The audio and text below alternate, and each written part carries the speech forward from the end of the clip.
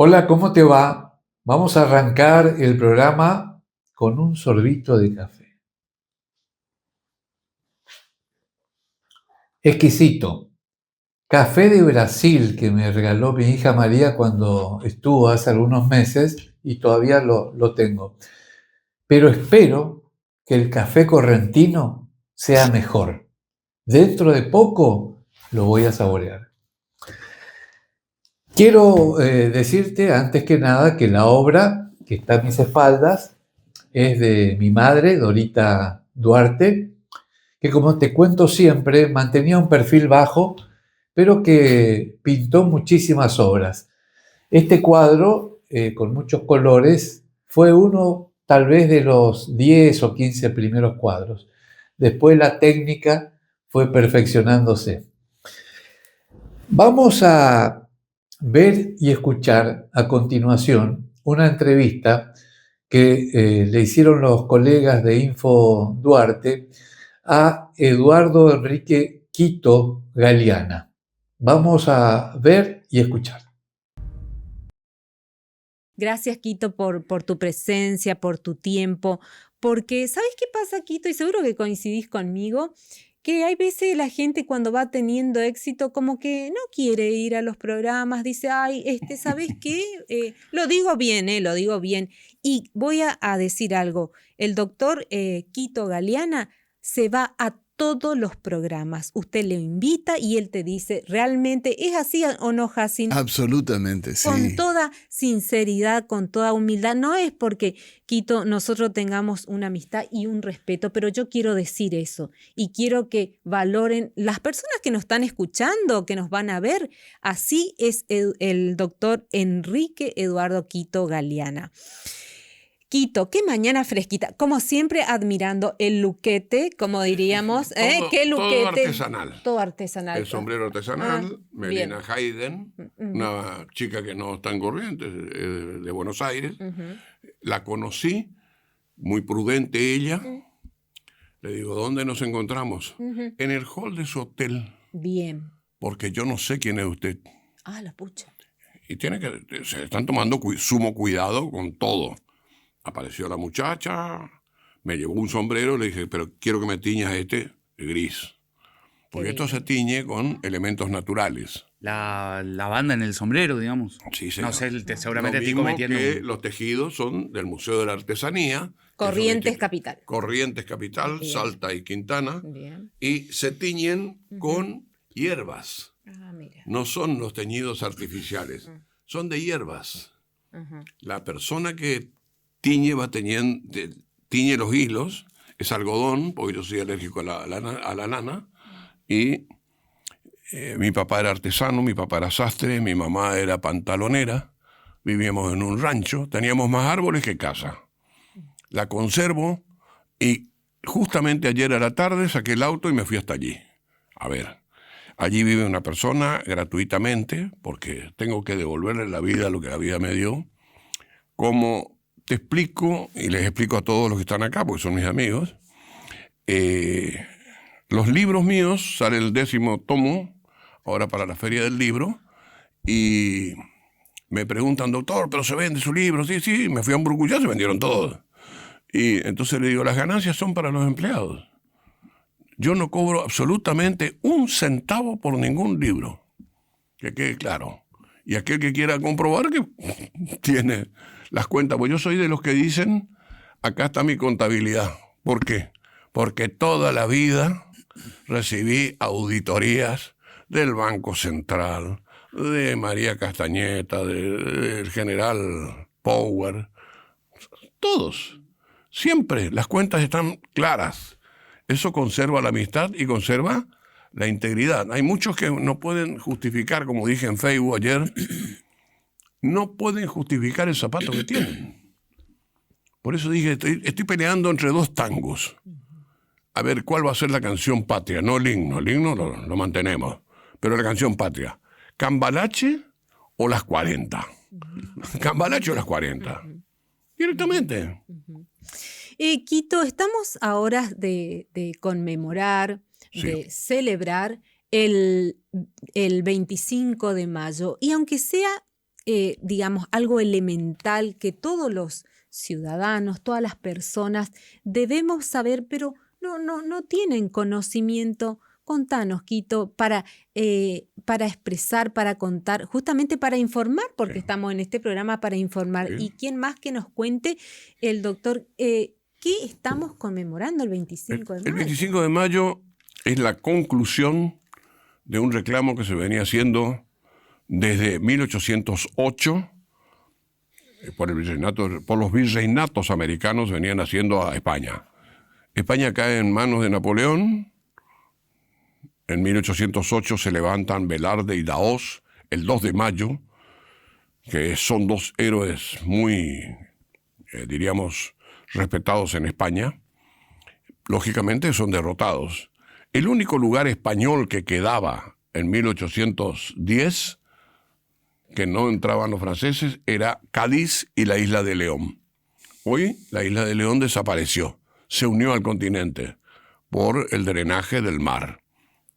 Allí la flota inglesa defendía. Ahí estaba San Martín, que era el edecán de Francisco Ortiz de Rosas, que por una turba es asesinado. San Martín salva la vida huyendo a la iglesia de la Santa Cruz, donde un sacerdote lo oculta.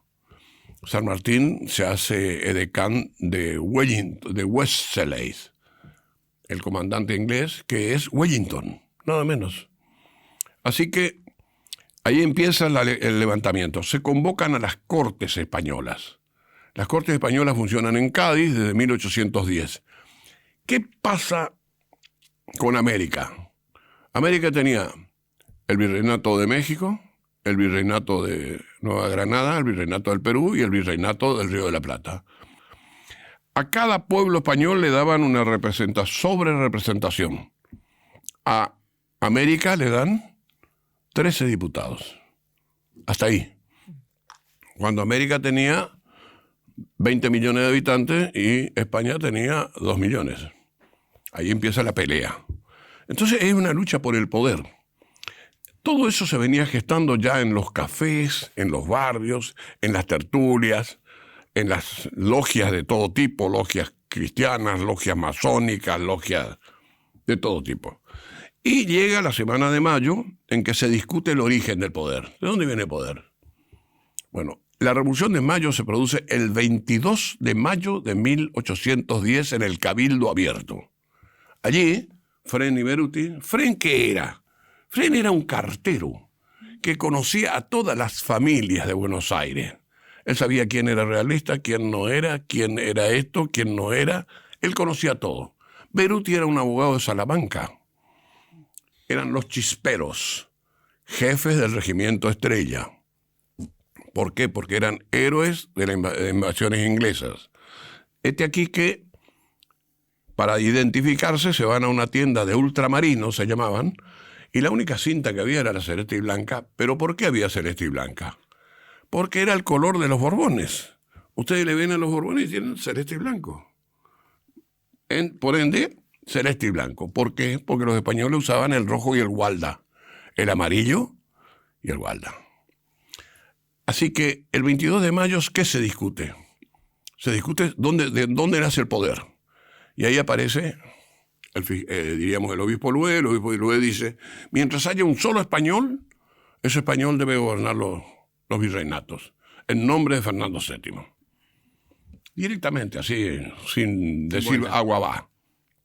Le contesta Castelli, el poder puede venir de Dios o del pueblo, pero cuando el soberano no cumple porque está prisionero o ha desaparecido, el poder revierte en el pueblo.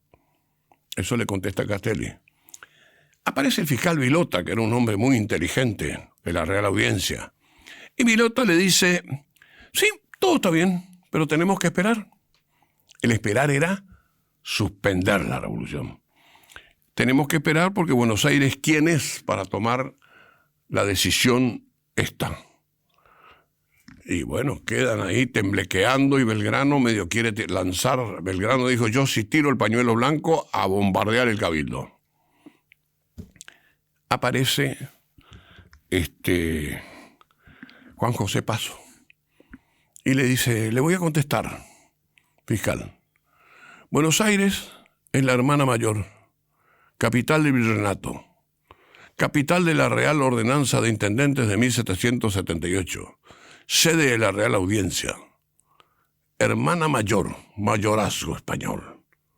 Segundo, Buenos Aires tiene que apagar el fuego si se van a incendiar las provincias. El fuego se inició acá. Se llama negocio gestorum. Después le cobraremos a las provincias. Mientras tanto, cesa el virrey Cisneros, asumimos nosotros el gobierno y de esa manera convocamos a un congreso. Congreso que solamente se va a realizar recién en 1813. Pero tenemos una novedad. Nos enseñaron mal. La primera, si yo te preguntara a vos, José, o acá a los amigos, ¿cuál es la primera junta de gobierno? Cornelio Saavedra. No. Claro, muchos dicen el primer presidente argentino. La primera junta de gobierno fue encabezada por Baltasar Hidalgo de Cisneros. Cuando se enteran los chisperos, cierran las calles, colocan los cañones frente al cabildo y le dicen, solucionen este tema ya. Así que el 25 de mayo hay un cambio.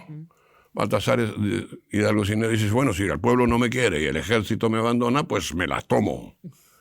Y se las tuvo que tomar, porque le pusieron a Baltasar Hidalgo Cisneros, a la Audiencia de Buenos Aires española y al Tribunal de la Inquisición que funcionaba en Buenos Aires, en el mismo barco y los mandaron a las Islas Canarias. Ahí aparece lo que nosotros conocemos como Segunda Junta de Gobierno, que es Cornelio Saavedra, Vieites, Belgrano, Castelli, Moreno, bueno, todos los que recitamos de memoria, que carece de importancia, porque para eso se lee. Así asume el gobierno. Saavedra mantuvo los privilegios del virrey. Él era tratado como si fuera un virrey. Hasta el decreto de supresión de honores de Mariano Moreno. Señores, somos una república y tenemos que ser tratados todos por igual. ¿Qué le costó a Mariano Moreno? A Mariano Moreno le costó que lo envenenaran a bordo de un buque cuando se iba para relaciones exteriores, digamos. Por eso la Revolución de Mayo representa la aparición de la escarapela nacional, representa la soberanía popular, representa la división de los poderes, representa la responsabilidad de los magistrados y representa la resistencia a la opresión. Por eso cuando vos te vas a Cádiz, San Felipe Neri, una iglesia maravillosa que se mantiene, donde funcionaron las cortes, yo cuando entré ahí parecía que estaba dentro de las cortes. Y tiene una característica, tiene los 3 Reyes Magos dentro.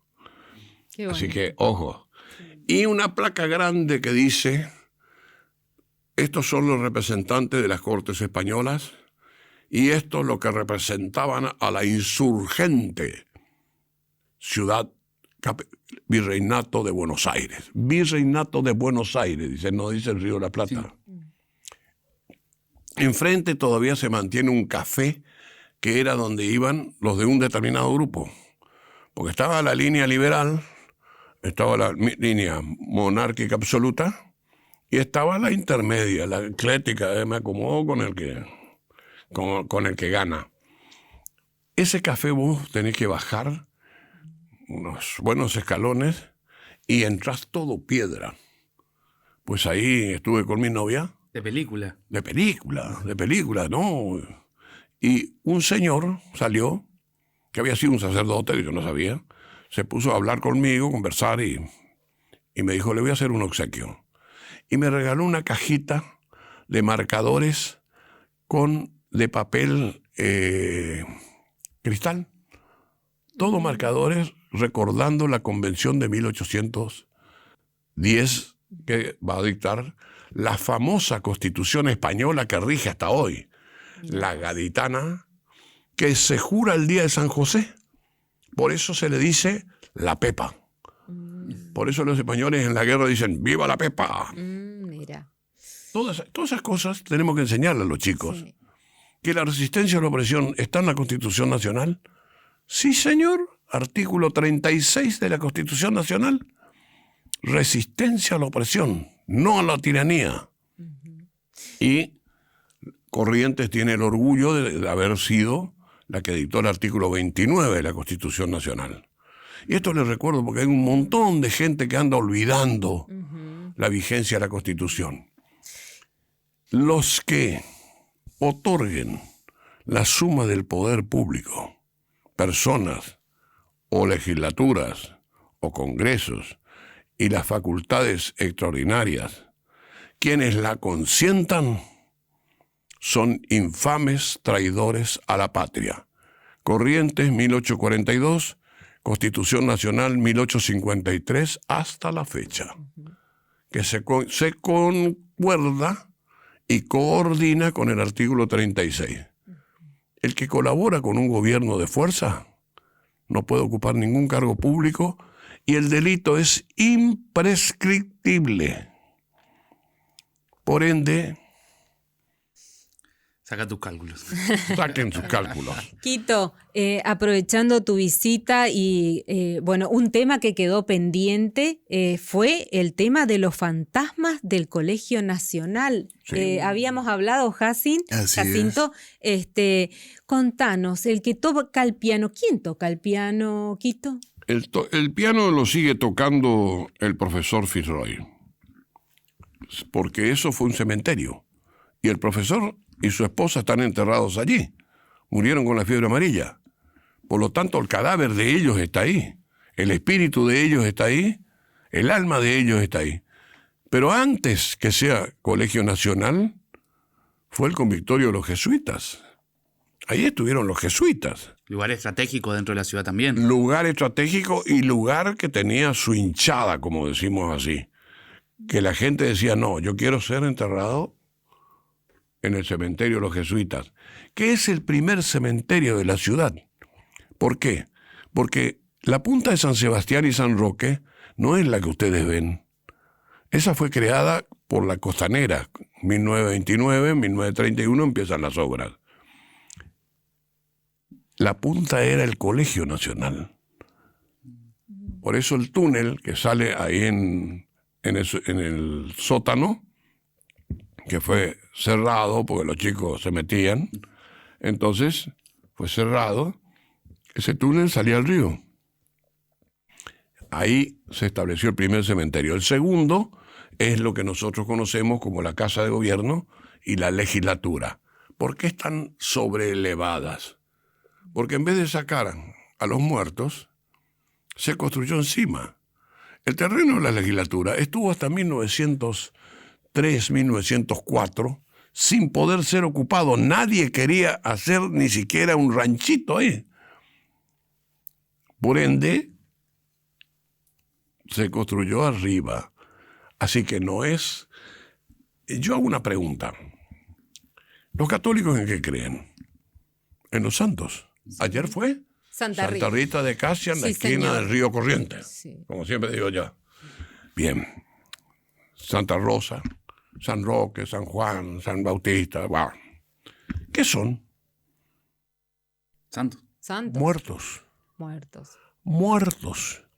Intermediarios entre la vida y la muerte. Estoy hablando como si estuviera hablando con los jesuitas de Deusto, Universidad de Bilbao, o los jesuitas de San Ignacio de Loyola de Chicago, con los cuales estuve en octubre dando una conferencia y hablando del hombre después, la vida después de la muerte.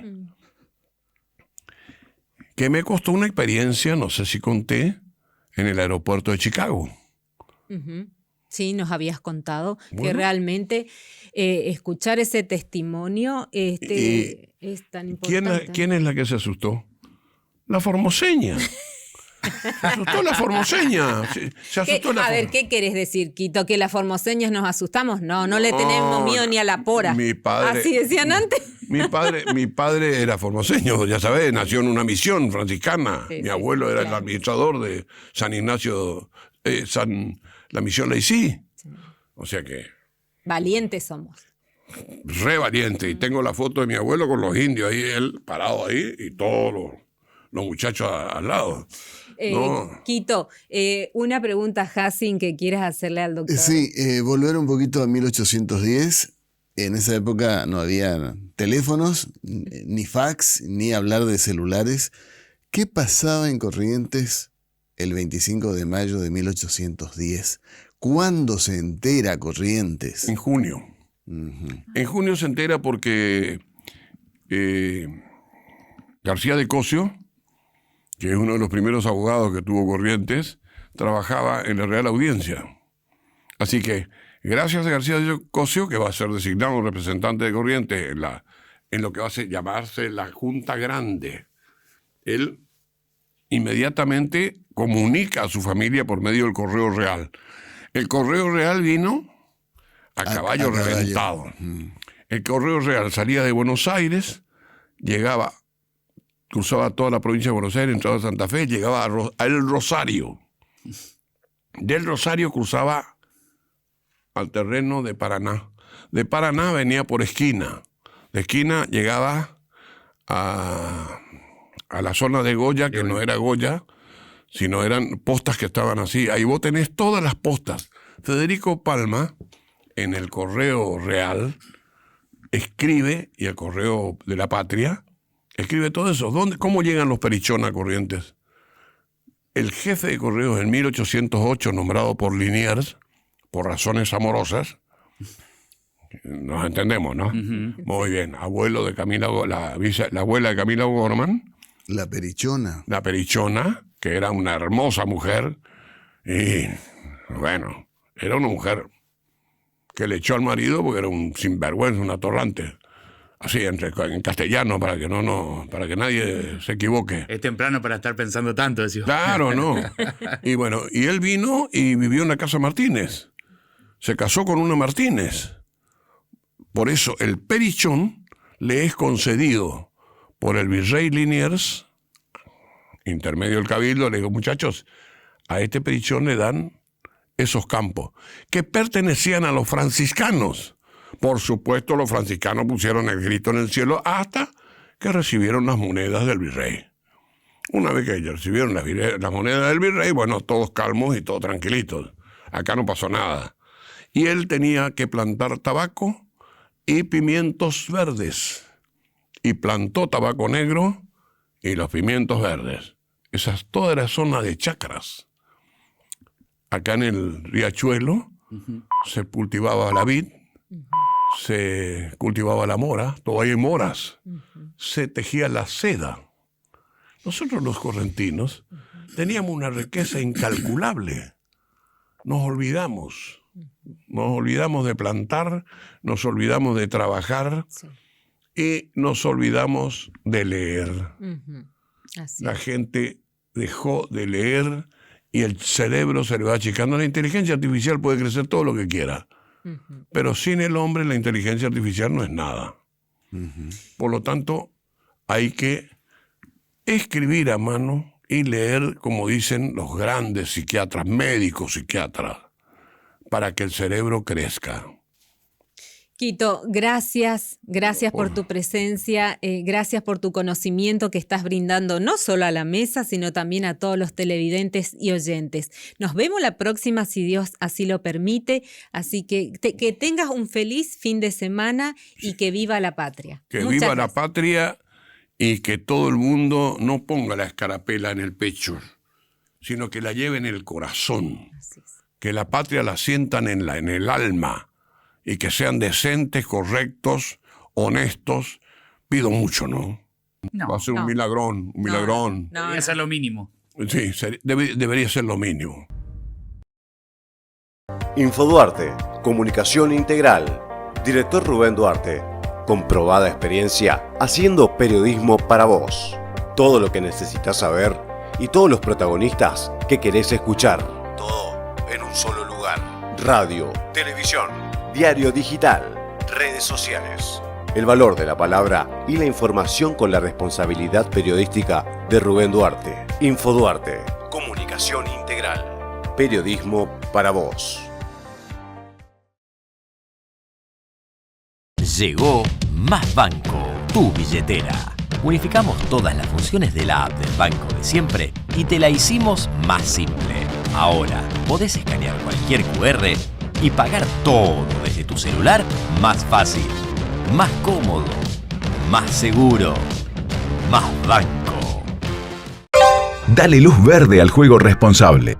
¿Qué es el juego responsable? Jugar en forma protegida, segura y divertida es jugar responsablemente. Establece límites de tiempo y dinero dedicados al juego. Si crees que necesitas ayuda, ingresá a www.loteriacorrentina.gov.ar y accede a los formularios de autotest y autoexclusión. Lotería Correntina. Dale luz verde al juego responsable. Récord de exportaciones. Alcanzamos los 336 millones de dólares en 2025, la cifra más alta de los últimos 10 años. Con equilibrio fiscal y seguridad jurídica, seguimos incentivando inversiones que generen trabajo de calidad para todos los correntinos. Gobierno de Corrientes, siempre cerca. Corriente soñadora, con balcón hacia el río, espejada en tus aguas, tu tiempo transcurrió entre galas de ceibos y lapachos floridos, de aquellos que el poeta más de una vez cantó.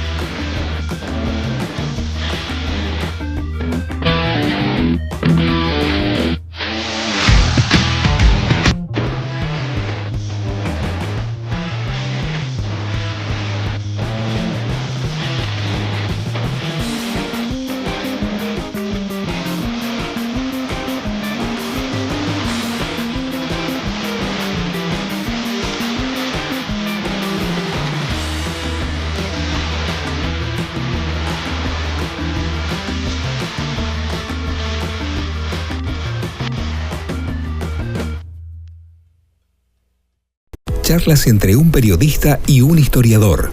Es el último libro de Rubén Duarte. Adquirilo en las librerías y kioscos. También en las ferias del libro de toda la provincia de Corrientes. Avanzamos con obras para mejorar el escurrimiento en las zonas afectadas por las inundaciones. Más desagües. Nuevos canales para estar mejor preparados frente a las tormentas fuertes. Gobierno de Corrientes, siempre cerca. Hola, somos de Integral Motos, estamos acá en España 1490. Queríamos comentarle que aparte de tener accesorios y repuesto para tu moto, también contamos con un service completo. Puedes consultarnos en integralmotos.corrientes y ya sabes, si no lo tenemos, te lo conseguimos.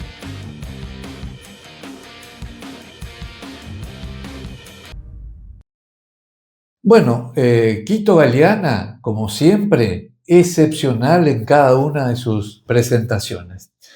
Ahora vamos a escuchar y a ver a Eduardo Paco Achite, médico, dirigente político, titular de un partido, Ciudadanos a Gobernar, que también en los estudios de LT7 se prestó a nuestra requisitoria periodística. Hay que cuidarse del frío. Justamente estábamos hablando de las bajas temperaturas. La baja temperatura, y la verdad que Sí. está habiendo muchas personas que están pasando cuadros de resfrío o algunos gripes, porque hay una diferencia entre el resfrío y la gripe. Sí.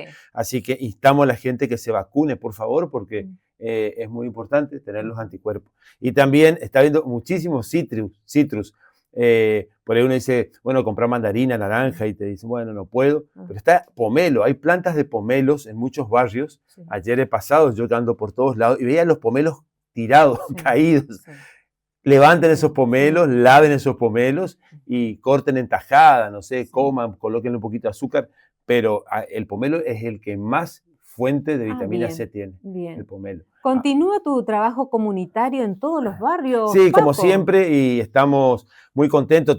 Yo siempre digo una efemérides, porque depende la actividad de la fecha del año, son las actividades que hacemos. Hay otras que son transversales, que es la asistencia a las familias vulnerables, el tema de los elementos ortopédicos. Ahora estuvimos en una campaña para conseguir una silla postural, bueno, la conseguimos, queremos agradecer la solidaridad a la gente, pero también estuvimos haciendo la campaña de ingreso escolar, acompañando a las familias, y ¿sabe cuántas prestaciones hicimos? 43.701, porque quiero decir exacto porque tenemos todos los registros nosotros. 43.701 prestaciones. ¿Qué significa esto?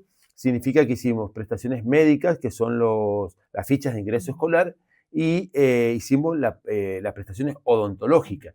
Y es un gran trabajo porque esto nos permite, son 29 barrios que hicimos en esta oportunidad. Y dentro de esos barrios hemos hecho en más de 10 instituciones. ¿Qué significa esto? En escuelas, donde hemos superado las 4.000 atenciones en algunos colegios. Y te decía que ¿por qué es importante?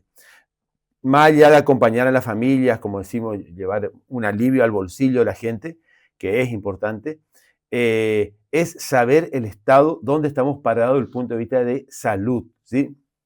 Por ejemplo, te podemos decir que hay más del 80%, según las fichas odontológicas, con un mal estado bucal. O sea, es una cifra muy preocupante porque después ellos, los odontólogos, te clasifican, de acuerdo, ellos tienen varias clasificaciones, de mayor gravedad, menor, pero tener una boca en mal estado, que es donde inicia la digestión, es estar expuesto a infecciones en los niños, en los grandes, en todas las edades.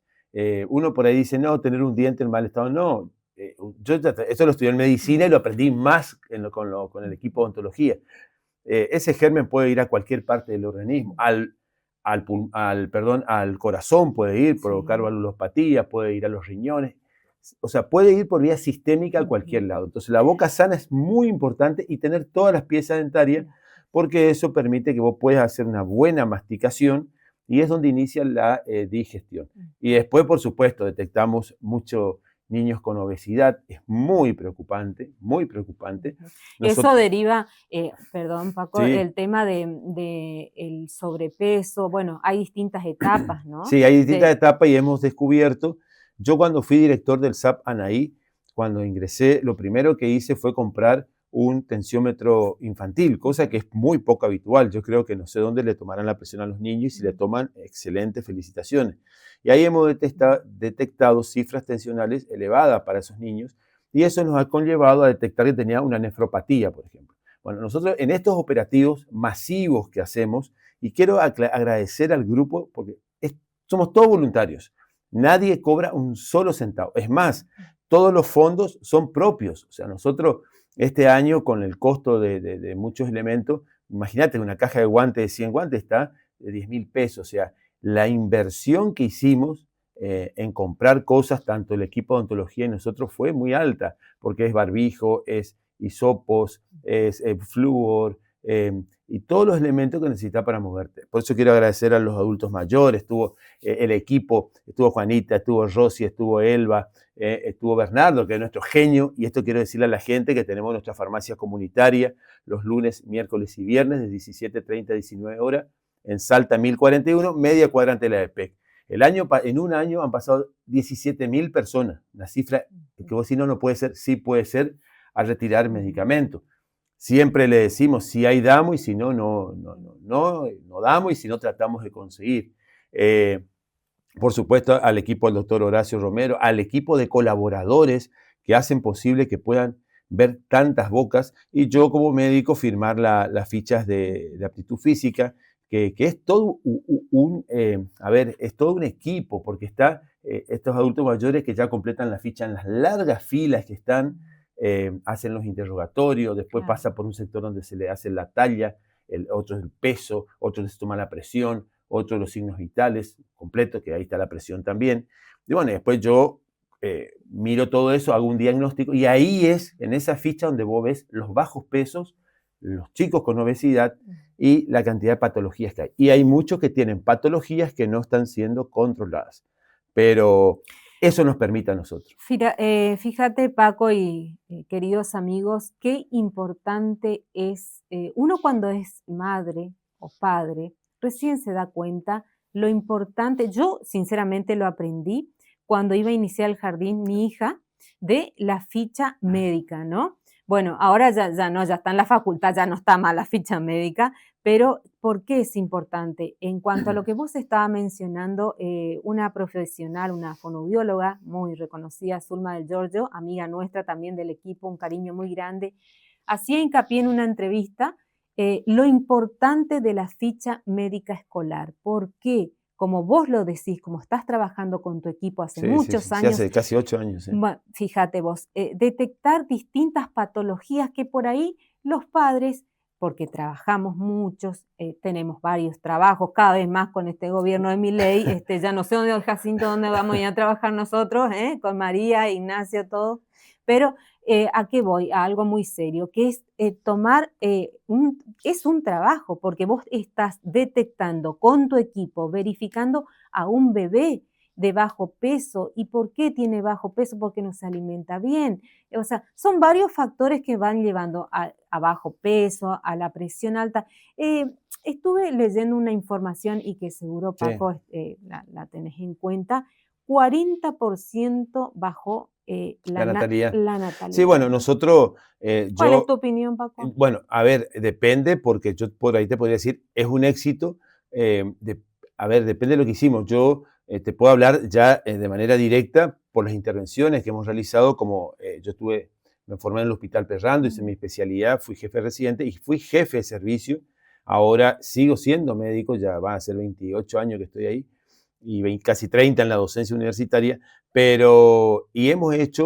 habíamos detectado antes una alta prevalencia de embarazos adolescentes. Bueno, eso con una intervención que fue el método anticonceptivo, que son los implantes subdérmicos, ha bajado de manera drástica. O sea, lo que se ha logrado es que el segundo evento, le decimos nosotros, el segundo embarazo, haya disminuido. En principio porque estos métodos duraban 3 años. Ahora se ha visto que hasta 5 años duran. Entonces vos tenías 3 años una niña, porque eran adolescentes que no tenían el segundo evento de un embarazo. Por supuesto que esto impactó de manera importante. Y lo otro es porque no solamente está afectando a todas las clases sociales. Sí. Y hoy ya nosotros tenemos también nuestro Instituto de Fertilidad en el Chaco, Protea, y vemos, yo en mi consultorio, que la mujer, primero que hoy las mujeres, la calidad de vida que tiene hace que a los 40 se sienta como de 30, de 20. Eso es por un lado. Entonces dice, posterga su maternidad, pero no sabe que en ese postergar la maternidad hay un reloj biológico que son el ovario, que ya empieza a disminuir la calidad folicular y la fertilidad. Entonces, cuando quieren procrear, 46 años, 47, 17, por supuesto que están espléndidas. Entonces, esa es una de las cosas. Y lo otro es también la situación, muchas veces, económica, que hace que se postergue. O sea, voy a esperar terminar de recibirme. voy a esperar tener mi casa. Ya tengo mi casa, voy a esperar tener un dormitorio más. Voy a esperar. No, quedamos sin trabajo. No, mi marido tiene trabajo, yo no tengo trabajo. O sea, es multifactorial el tema. Por eso que no hay que hablar muy livianamente, como antes decían, tienen hijos porque quieren tener. Hoy, y es la clase, te vuelvo a decir, que por ahí tiene más acceso a poder tener un hijo, porque tienen a veces obras sociales, pero hay otras limitaciones. Entonces, cuando uno dice bajó, ¿en qué niveles bajó la natalidad? El otro día veía que el Fino Quieto, un hospital muy conocido, Buenos Aires, cerró su maternidad por la baja natalidad. Así es. Sí, bueno, pero tampoco hay que ver, ¿es solo por eso o es por multifactorial? También detrás de eso tenemos las coberturas médicas, la parte de los gastos sanatoriales que son tremendos. Y bueno, es multifactorial, por eso no es solamente y la verdad que empieza a ser preocupante, ¿no es cierto? Y sí, la verdad que sí. En un país tan grande, tan rico, tan lindo. Tan grande, tan rico, que siempre hablamos eso con el equipo, ¿no? Bueno, la Argentina tiene tanto territorio, tantos lugares para trabajar, para producir, para seguir estudiando. Sí, bueno, mira, yo siempre como médico decía que hoy decía, tenemos mucho trabajo. Yo creo que, no sé, llegué a tener 7 trabajos de manera simultánea. ¿Nos ganaste, Paco? No sé, yo, mira, estoy en el Chaco hace 29 años, estoy en la facultad también, más, porque ya en la facultad estoy hace más tiempo, voy a cumplir 30. Estoy en mi consultorio privado, estoy ahora trabajando en la provincia, en el Hospital Llano. Antes estaba con trabajos a nivel nacionales, en la parte de medicina comunitaria, o sea, en múltiples lugares. Es decir, que esto de trabajar es muy nuestro. Pero la parte médica, a veces existe algo que es una concentración acá en Corrientes. Entonces, hay mucho espacio. El interior, hay muchos lugares donde faltan médicos. El interior de la provincia y del país. Entonces, es mucho de quedarse acá. Hay mucho. Mira, la parte del sur piden permanentemente. Yo que hago ginecología y obstetricia, también diagnóstico por imágenes, piden permanentemente médicos. Es más, hay muchos que van 15 días allá y 15 días están acá. Pero es como que hay que moverse también. Es que yo creo que hoy la situación actual del país y de cada familia que está escuchando y que está escuchando esta entrevista con el doctor Eduardo Paco Achite que nos visita, pasamos no a otro tema, porque la verdad que son muchos temas para charlar con un médico y sobre todo acá en el piso. Paco, estamos hablando de la mujer, ¿no? Te consulto, ¿tenés algún índice en cuanto al cáncer de mama, cáncer de ovario? ¿Cómo está yendo eso? Sí, en realidad, bueno, y hoy cuando estábamos hablando, se me vino una palabra a la mente que yo siempre la utilizo mucho, que digo inquebrantable. O sea, acá es como que todos se doblegan, ¿viste? O sea, y bueno, es lo que hay, y se quedan.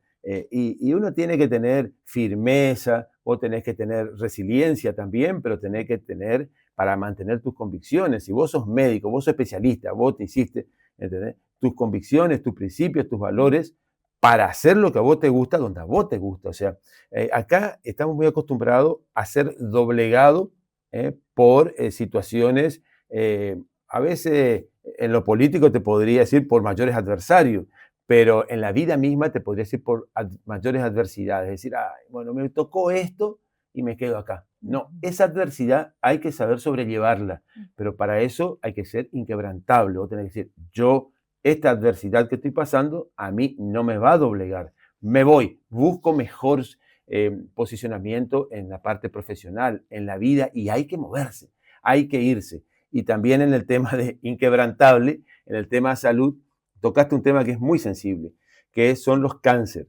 Y tocaste porque es muy sensible y importante, porque son cánceres prevenibles. O sea, yo la verdad que en estos años que tengo de especialidad, no admito que las mujeres se mueran por cáncer de cervix. Cuando es algo que es detectable, prevenible, prevenible, detectable y curable. Se cura, igual que el de mama, se cura. Hay otros cánceres que no tienen no corren esta misma, te diría, bonanza, pero en estos casos sí. Entonces, y la detección es muy bajo costo. Es muy bajo costo. Es el control. Es el control. Vos no podés permitir que una mujer que haya pasado por el consultorio, haya tenido 2, 3 hijos, después tenga un cáncer de cervix y no se haya detectado. Entonces, hay algo que se ha perdido, que es el enfoque en la prevención. Y por ahí nos obnubilamos con las grandes inversiones que se pueden hacer. Toda inversión que se haga en salud es buena, excelente. Pero cuando esa inversión se realiza para casos avanzados, ya sea en cáncer, quimioterapia, radioterapia, excelente, pero que sean para la menor cantidad de casos. Hay un concepto que yo siempre digo que a mí me da mucha tristeza, no sé a ver cuál sería el sentimiento, y tampoco impotencia, pero a ver, cuando vos entras a una sala de espera y ves lleno de personas esperando para hacerse una quimioterapia, y vos decís, o una radioterapia, que es lo que más se usa en el cáncer. ¿Cuál de es la cervix. diferencia? El otro es radiación, se hace con las bombas de cobalto, y bueno, y tienen sus fines diferentes. El otro es quimioterapia, que es netamente farmacológico, que ahora viene también vía oral. Entonces, cuando hubo una sala de espera llena de personas esperando, decir, ¿qué pasó acá? ¿Qué pasó? Y cuando la prevalencia siempre es de los cánceres de mama, en el hombre también tenemos el de próstata, el de colon, no nos olvidemos. Digo así, pero ¿por qué toda esta gente está acá? ¿Qué falló? Cuando empecé a indagar, falló la prevención, falló la detección. Entonces, volviendo a lo que te decía al principio, no me pone contento ver esa sala. Yo quiero ver una sala de espera chica. Por ahí dicen, vamos a hacer una sala de espera de 200 metros cuadrados. Excelente. Pero vamos a una sala de espera más chica, con buena calidad de atención y asistencia, y que no les falte la radioterapia y quimio, que a muchas personas le están faltando por falta de déficit de atención de muchas obras sociales. Incluir salud es un caos total, y lo voy a decir acá. Del interior yo recibo permanentemente pedidos, chicos que están con medicamentos, ya sea o para quimio o para anticonvulsivantes. Es algo que está parado, está paralizado ya hace mucho tiempo. Entonces voy a decir, ¿qué lugar ocupa la salud? O sea, y qué pérdida de valores que hemos tenido. ¿Vos por qué tenés que verle llorar a una persona que no pueda tener su quimioterapia? ¿Por qué una madre te está suplicando el anticonvulsivo de su hijo? O una droga, la neostigmina, que es una para la miastenia gravis. ¿Por qué? ¿Por qué? Porque yo siempre eso resumo en la deshumanización que hay. Hay una mirada deshumanizadora en gran parte de la clase política, te diría. Y están embelesados en estar, en perseguir, en durar. Y ahí te voy a volver a lo que dijiste, tenemos múltiples trabajos, pero estamos contentos porque esos trabajos nos dan a nosotros la palabra que tanto se está usando ahora, que es la libertad. Esa libertad de poder elegir con quién estar. Totalmente. Esa libertad de dónde seguir. Y a esa palabra libertad, pongámoslo a otro lado, inquebrantables. Entonces, no seamos doblegados ante las mayores adversidades y sigamos adelante. Por supuesto que ser honesto molesta a muchos, ¿no es cierto? Sí, y ser Paco, inquebrantable también. Totalmente. Paco, nos queda pocos minutitos del programa. Por supuesto no va a ser la última vez, porque Paco siempre viene a los distintos programas de Info Duarte, Servicio de Comunicación, y sobre todo valorar el trabajo, valorar la información, porque para eso estamos, para informar. Bueno, te voy a dar una primicia. Bueno, dale, Paco. Estamos una primicia que estamos por lanzar, ya próximamente van a ver en las redes. La Red Nacional de Médicos de Profesionales Solidarios. Se llama Red Solidaria Nacional, que está presidida por el doctor Carabajal, que es un prestigioso cardiólogo, que es uno de los centros más conocidos de Buenos Aires, de un hospital. Él preside allá, y tuve la dicha de que a mí me nombren como coordinador a nivel en Corrientes. Y esto está muy bueno porque vamos a solicitar a todos los profesionales de la provincia que llenen un formulario que vamos a colocar en las redes para saber con qué equipos contamos, de todas las especialidades. Y después también estamos, por supuesto, con los equipos que trabajamos para apoyar a las mujeres en estado de vulnerabilidad cuando tienen un embarazo, ¿no es cierto?, que, como decíamos, no planificado, pero necesitan un acompañamiento. Porque nosotros somos pro vida, defendemos la vida, la familia, los valores, y te debemos acompañar. No es solamente soy pro vida, no, pero ¿qué hago con esa niña, con esa mujer? ¿Cómo la acompaño? Ahí van a estar los equipos de profesionales en toda esta provincia, así que muy pronto van a ver este lanzamiento de esta red, porque estamos permanentemente, nos llaman de diferentes organizaciones, ¿a quién le tenés el Mercedes? ¿A quién le tenés el Montecasero para contener, para hacer una ecografía a una niña? Necesitamos, por supuesto, un médico con perfil pro vida, que defienda la vida, porque, ¿entendés? Si no va a ir a otro, le va a mirar y decir, ¿qué haces? Abortar. Entonces, defendemos eso. Y bueno, y después podemos hablar de este tema también, que muchas veces Pero dije por supuesto, que, sí, seguro. que hoy muchas personas que le escucho que están hablando que quieren de la política como herramienta transformadora, son las personas que han instigado a estas leyes de interrupción del embarazo como una salida más corta y rápida, en lugar de ocuparse de las políticas públicas y que las políticas públicas funcionen, que la mujer pueda tener acceso a los métodos anticonceptivos, al preservativo. Hoy estamos teniendo la mayor prevalencia de infecciones de transmisión sexual, es otro gran tema. La sífilis está como en los viejos tiempos y esos son marcadores que nos hablan de que ha caído la barrera de detección, han fallado todos los sistemas de detección en el sistema de salud a nivel público. En todo, nosotros vemos la maternidad, la cantidad de sífilis congénita que está habiendo. La palabra sería la prevalencia, no cantidad, cuando hablamos del punto de vista, pero no quiero con esto complicarle a la gente. Y en los adolescentes está habiendo mucho HPV, que es el precursor del cáncer de cervix. O sea, podemos hablar mucho, pero instamos a la gente a que se cuide, a los chicos también, y se me vino a la mente para hablar de métodos anticonceptivos. Uno de esos son los preservativos. El preservativo en realidad nació para impedir la transmisión de las ITS, la infección de transmisión sexual, cuando fue el gran brote de HIV. Y también, por supuesto, se utiliza como método anticonceptivo para evitar el embarazo. Por eso no está de más cuando una mujer toma anticonceptivo o se cuida o tiene DIU o implante o parche, que use también preservativo. Porque dice, no, ¿para qué preservativo si yo ya...? No, el preservativo para que usted cuando tenga relación no se contagie una infección de transmisión sexual. Estamos yo creo que en la situación más crítica en los últimos cientos de años del tema de las infecciones de transmisión sexual. Y es algo muy preocupante. ¿Por qué? Porque la sífilis contagia a la pareja si está embarazada al recién nacido. Y el HIV, bueno, sabemos también que es una transmisión que se produce a través de múltiples vías. Sí. Perdón que me extendí, pero quería que era importante decir. Es muy, pero muy importante, Paco, todo. Porque todo esto es política. Esto es política de salud, es política, es cuidar. Y yo siempre digo que a la gente hay que quererla. Un gobierno que no quiere a su gente, ¿no es cierto?, no lo cuida, lo hostiga. Parece que les gusta que la gente esté mortificada, que la gente esté discutiendo en lugar de verla feliz. Dos consejitos, sí, porque ya vienen, ya nos vamos. Ya nos vamos.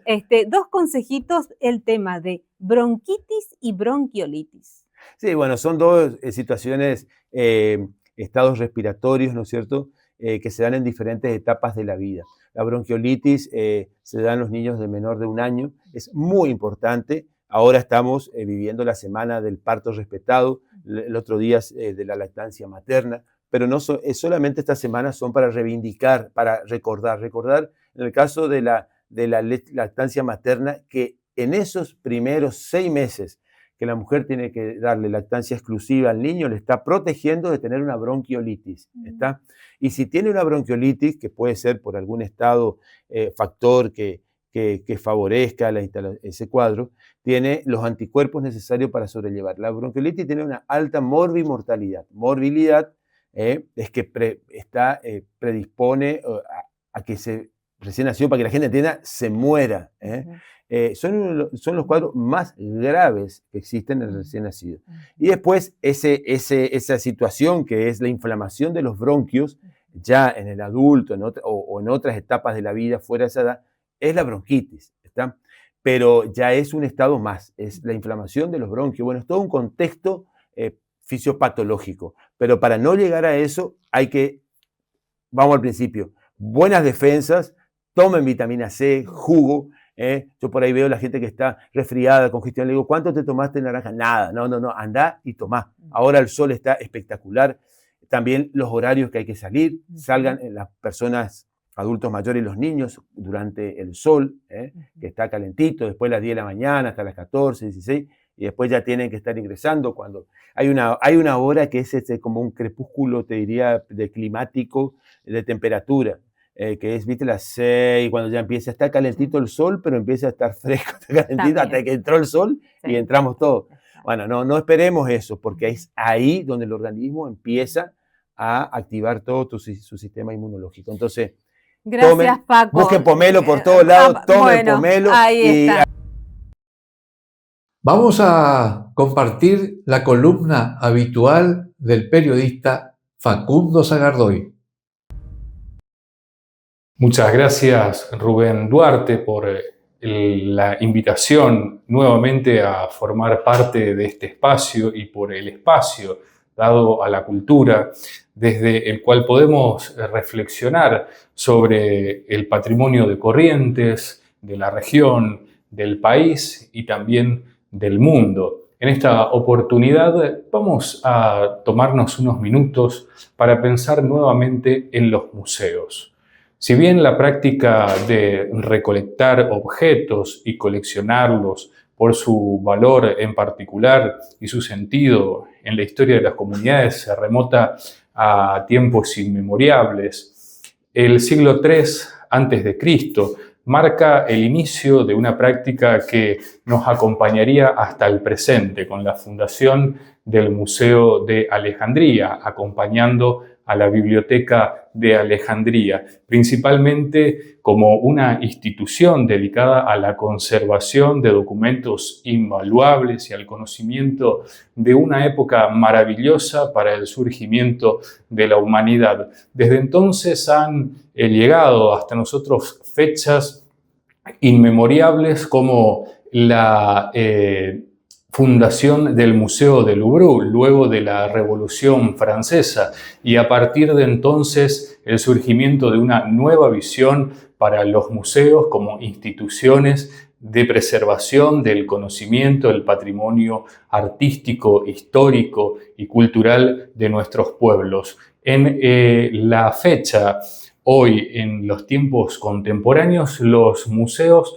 ocupan un lugar central en la reafirmación de la sociedad día a día. Son parte esencial de la vida cultural de las ciudades, integrándose al patrimonio urbano, arquitectónico y a la historia de cada comunidad a medida que la misma construye sentido hacia el futuro. Bueno, ahora vamos a dejar un saludo en este momento a quienes han forjado la Bienal Internacional de Esculturas que va a comenzar a desarrollarse en julio de este año en la ciudad de Resistencia.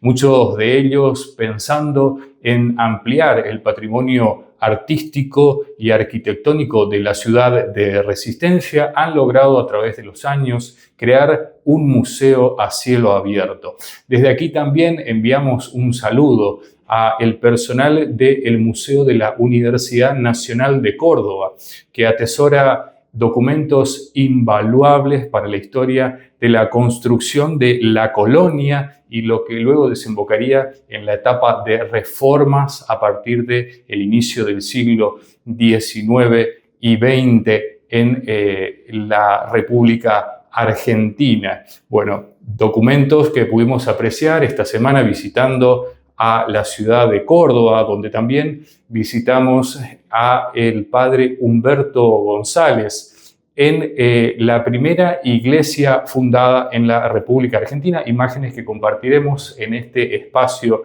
en próximas ediciones. Bueno, hasta aquí de saludos, ahora volvemos a donde nos encontramos.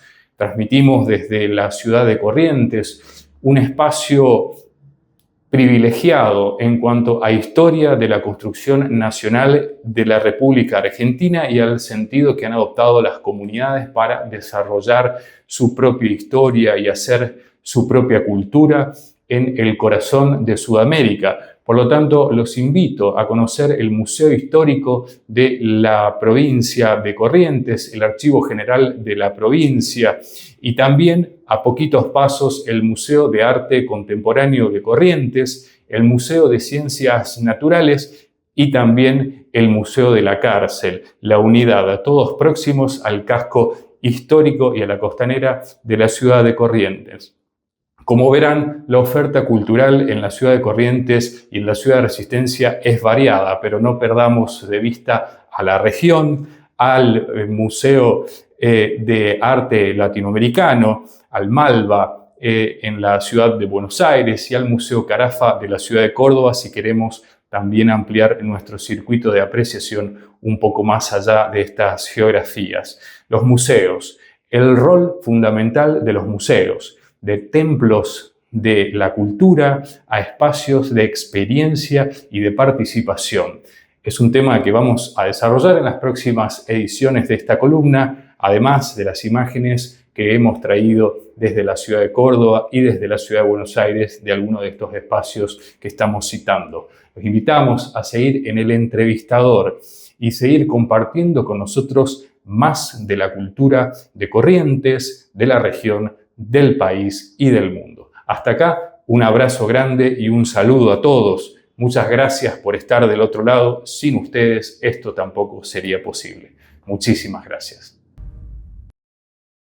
Vos sabés que estuve con parte del equipo de InfoDuarte en Ciudad Autónoma de Buenos Aires por algunos días y me perdí los agasajos del Día del Periodista acá en Corrientes Capital, que me invitaron con mucha deferencia. Así que gracias y espero estar en la próxima. El gobernador Juan Pablo Valdés, además de hacer un desayuno que fue realmente muy rico, según me decían, obsequió algunos regalitos a los presentes. Te decía, estuve en la Ciudad Autónoma de Buenos Aires y fui testigo involuntario del desastre descomunal que causó la muerte del Indio Solari. Yo particularmente no consumía el producto que él realizaba. Me parecía, digamos, no quiero hablar mal, pero sí, lo voy a decir, de una categoría realmente muy baja, lamentable y decadente. Pero más allá de su música y de sus miles de simpatizantes y seguidores, lo que han hecho en la ciudad, en la zona fundamentalmente de Plaza de Mayo y en el lugar donde fueron velados sus restos, fue un espectáculo dantesco, lamentable, toneladas de basura, personas drogadas, alcoholizadas, que hacían sus necesidades en la vía pública, que se quedaban dormidas en cualquier lugar. No faltaron también los ladrones, los arrebatadores, en ese espectáculo que para mí, como tuvo alcance internacional, nos deja nuevamente muy mal parados a los argentinos de bien. Espero que este tipo de manifestaciones vayan encauzándose todo dentro de lo que determinan las leyes y fundamentalmente el orden. Un país que fuera de nuestras fronteras muchas veces da lástima.